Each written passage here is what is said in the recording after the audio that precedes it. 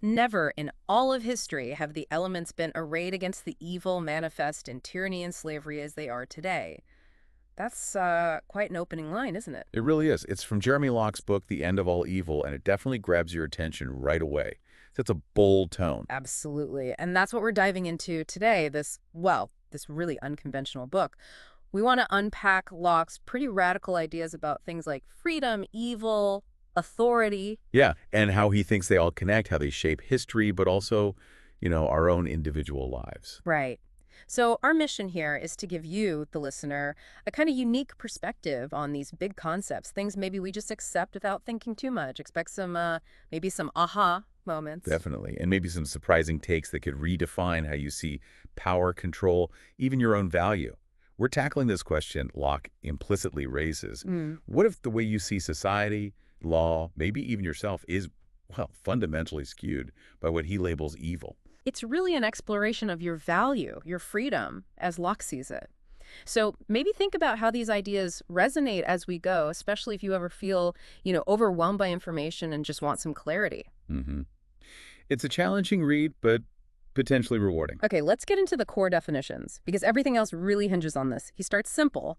The definition of freedom is the infinite value of the human being. And the flip side, the definition of evil is the destruction of freedom. So right there, freedom isn't just political, it's tied directly to our inherent limitless worth. That's a powerful starting point, and it sets up this framework he uses for everything else. It really does. It's elegant in its simplicity. And he argues that anything that teaches people they have limited value, well, by his definition, that's evil. It's a very clear line he draws.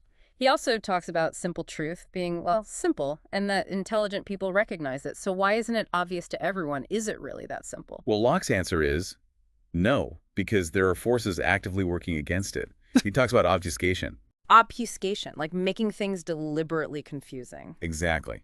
He says evil creates artificially complex ideas precisely to hide or obfuscate the freedom it destroys.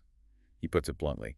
Distortions and complexities are introduced into your understanding so that evil men can control you, like a smokescreen. Okay, that makes sense within his logic, and that leads straight into this really crucial distinction he makes between principles and laws. This seems key. It absolutely is. A principle, for Locke, is a truth, something that creates freedom because it reflects reality, enables understanding. Like his example, a liquid is cooler than a gas. That's a principle, a truth, and it leads to useful things like refrigeration. It expands what we can do. Right. But a law, in his view, is the opposite. It's a lie that creates slavery. Laws are artificial, they're enforced, they don't have inherent truth. So, like, a commoner owes homage to the king. That's not a truth about reality, it's just an enforced rule. Precisely. And Locke argues that when we mistake law for principle, our own wisdom gets diminished, our freedom gets restricted. It makes you think, how often do we accept rules as if they are fundamental truths? Yeah, it really does. That alone could change how you look at things. So how does this evil actually work? How is it implemented? He drops another big one here. There is no authority on earth that can rightfully govern your life. Wow. Yeah, that's direct. He defines authority itself as the implementation of evil. He says it's specifically created by intelligent people to control you. To control us. And for what purpose? To limit us. He says its purpose is to limit your ability to learn, to think, to feel, to love, and to grow. Pretty comprehensive limitation. And how does authority do that? What are its tools? He names two main ones. First, violence, which includes, the obvious things. Theft, imprisonment, torture, even death. Okay, the hard power. What's the second? Culture. And its main weapons, he says, are law, which we just discussed, and, crucially, the control of speech. Ah, culture. The soft power. So people obey authority either because they fear the violence. Right, a stick. Or because culture convinces them that obedience is just proper, good, Yeah. the right thing to do. Exactly. It's that combination, fear or cultural conditioning. And this leads to what he calls the authority principle. Which is, Basically that people will obey authority no matter what is asked of them. He argues this happens because people are falsely taught the principle is found in law. so they think obeying the law is obeying truth or morality. Yes. And he points to history, German soldiers in WWII, people under communism as examples of how this blind obedience can lead to horrific outcomes when people equate law with principle. So culture is the mechanism that makes this obedience seem normal, even virtuous. He says cultures distort principles in order to defend the authority of evil. They convince people that destroying freedom is actually morality. He flips the script for them. True morality is liberty, immorality is evil, the destruction of liberty. But culture teaches the opposite, that morality needs to be enforced. Yeah, exactly. He uses examples like prohibition in the U.S. or the medieval Inquisition's instances where force was used supposedly for moral reasons, but which, in his view, just destroyed freedom and legitimized authority. Okay, so if culture distorts morality and defends authority, then controlling speech becomes absolutely vital for it. It's fundamental, according to Locke. He says, speech is the single most powerful tool of humanity. Therefore, culture cannot afford the rapid spread of human understanding. It has to control the narrative. How does it do that? Control speech? Through various strategies, labeling questions about authority as immoral, respect the office, or it's noble to pay taxes. Right, framing dissent as disrespect. Yeah. Also, creating concepts like propriety and politeness to divert attention from actual tyranny. He even links things like political correctness or getting upset about coarseness of language to this. So focusing on the way things are said rather than the substance. Exactly. And this leads to his idea of personal offense. He says, if you are offended by a word or a sentence, then you have chosen anger and hurt for yourself. That's provocative. It is. He argues culture's solution, forcing speech into acceptable forms, is just another control mechanism instead of encouraging robust, unfettered expression, even if it's uncomfortable. So it's all about limiting choices, ultimately. He says culture does this by creating arbitrary rules for your life and enforcing them with peer pressure, crushing the human spirit, as he puts it. Yeah, teaching limited worth. Think about phrases like, I'm only human, implying we're inherently flawed or limited, or judging worth based on looks, money, education. Things external to our inherent value, as he defines it. Right. And he makes this interesting distinction between arrogance, which he defines positively as understanding your own infinite worth, and conceit, which is believing you're worth more than others. Culture, he says, deliberately confounds the two. Making us afraid to recognize our own value for fear of seeming conceited. Precisely. It really makes you reflect, doesn't it? How might these subtle cultural pressures shape your choices, your self-image, without you even realizing it? Definitely food for thought. Okay, so let's look at how he sees these mechanisms playing out in history. He describes a pattern of tyranny. Can you walk us through that? Sure. He outlines a 7-step pattern. It starts with war violence, then creating enemies, often abstract ones like anarchy, to justify action. Okay, war enemies. Then what? Then authority offers protection, but in exchange for obedience. This leads to social proof, where obeying becomes the norm. So it becomes accepted. Right.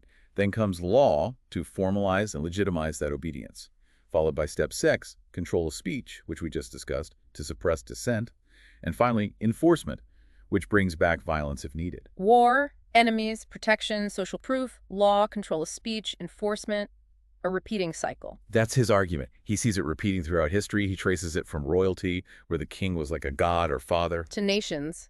How does he see nations fitting in? He argues nations just replaced my king with our country, but still use things like common race, language, or heritage to claim ownership over people, making people essentially the property of the state. Still a form of control, just repackaged. Okay. Now this leads us to probably his most, let's say, challenging claim, his view on democracy. Ah, yes. This is where he really pushes boundaries. He calls democracy perfect evil. Perfect evil. He actually says democracy is an invented theory, not a moral truth. It is a construct of evil. And even democracy is the greatest evil that can possibly exist. I mean, that goes against everything most of us are taught. It absolutely does. Yeah. And it's crucial here to stress, again, this is Locke's perspective, derived from his very specific definitions of freedom and evil. We're exploring his ideas, not endorsing them. Understood. So what's his reasoning? Why perfect evil? Well, his argument is that democracy impersonates freedom. It looks like choice, but it still operates through the grip of law, which he defines as inherently coercive. Because laws are enforced by violence, ultimately. Right. And he says democracy gives everyone the chance to enslave you through majority rule.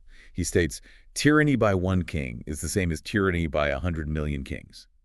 The mechanism of control is just distributed. So instead of one ruler imposing their will, it's potentially millions imposing theirs through voting. That's his take. He believes it teaches people that it's okay, even proper, to force your will on others if you have the numbers. And because everyone participates, everyone becomes a slave and everyone becomes a master of slaves. That's why he calls it perfect evil. It's insidious because it looks like it's opposite. Wow, okay.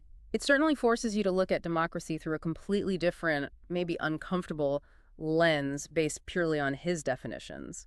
What about other systems like communism or socialism? He lumps them together, basically, says they're all exactly the same, because their core message is that people are incapable, unable to support themselves without the system.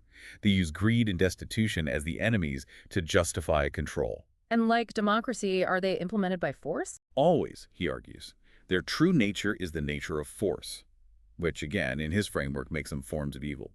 He also touches on dictators, environmentalism as a new form of control, teaching the dirt is more valuable than you. Bureaucracy too, right. Not just annoying, but... The patent nature of slavery, he calls it. All the licensing fees, permissions, endless hoops designed to control behavior. Terrorism. He sees it as authority, often from dying cultures, trying to teach people that freedom equals depravity, a desperate attempt to regain control. And even rights. He says there's no such thing. Yeah, another controversial one. He argues rights are just delineated permissions granted by government. They still imply your value is limited, granted by authority, rather than being inherent and infinite. Okay, so this view extends even to law enforcement. Most people see police as protecting us. How does he view them? He challenges that directly. He argues their purpose isn't to defend your liberty, but to defend the stability of the machines of extortion, meaning the state and its laws. Defending the system, not the individual's freedom. That's his argument. And he makes the chilling claim that the penalty for disobeying authority is always death, meaning ultimately the state holds the power of life and death to enforce its laws. It forces you to distinguish between what's legal and what's moral in his framework. Okay, let's shift slightly to economics. How does his philosophy apply there? He starts with some simple principles again. Yeah, he boils economics down to basics. Work, improving your life. Trade, exchanging work. Savings and debt, managing labor across time. And money, just a tool, a record of transactions.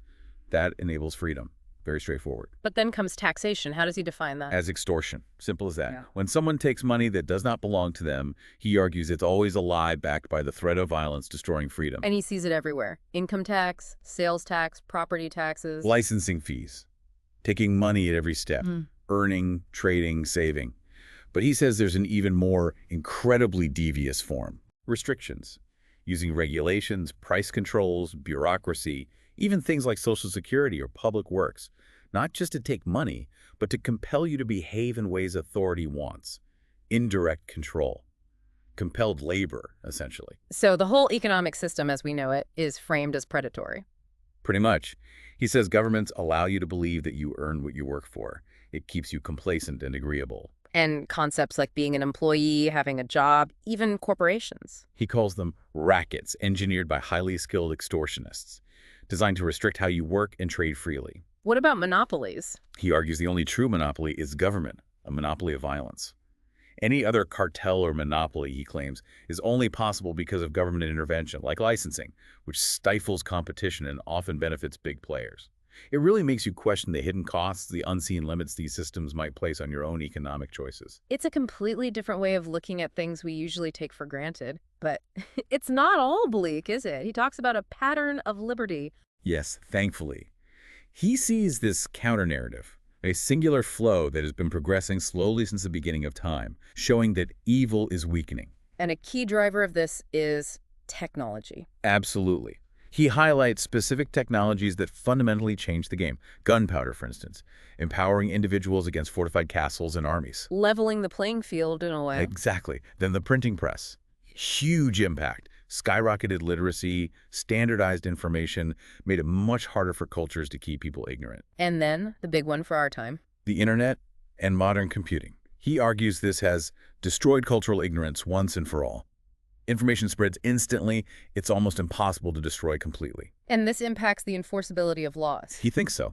Makes nearly every law impossible to enforce effectively. because of things like encryption, anonymous networks, ways to circumvent control. So technology acts like a force multiplier for freedom.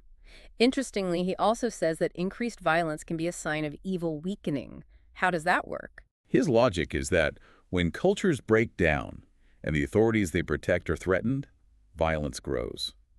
Things like terrorism, increased state crackdowns.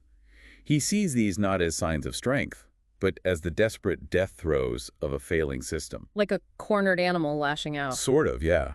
He also mentions population growth as something that inherently endangers tyranny, because controlling huge numbers of people, especially informed people, becomes incredibly difficult. Dissent grows. He also discusses the American dream, but perhaps not in the way we usually think of it. Right. He focuses on the Great American Experiment, the Declaration, the Bill of Rights, rebelling against a king, the idea of it. What was the value of that experiment, in his view? It proved, he argues, that people were worth more than governments. It showed the world that government didn't have some inherent natural right over individuals.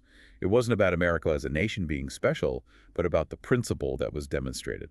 The principle of individual sovereignty over imposed authority. Exactly. It was a major step in that pattern of liberty. So, what is the ultimate weapon in this fight for liberty, according to Locke? Voice.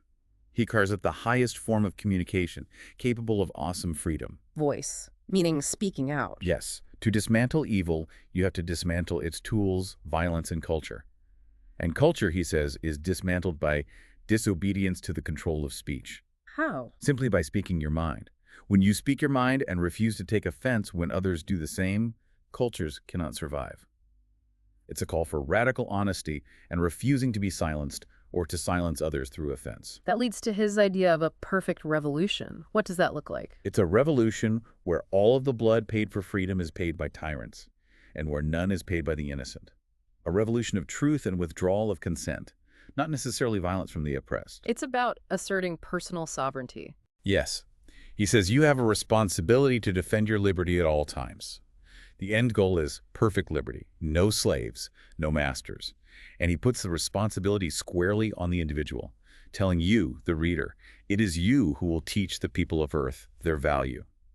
So wrapping up this deep dive into the end of all evil, the core message seems to be you have infinite value, freedom is that value, evil is anything that destroys it, primarily through authority and culture which create complexity to hide simple truths. But there's hope in the pattern of liberty, driven by technology and individual voice, suggesting tyranny is ultimately unsustainable. Which brings us to Locke's final challenge, really a provocation for you, the listener. When you feel compelled not to speak, speak. When you are oppressed by law, circumvent it.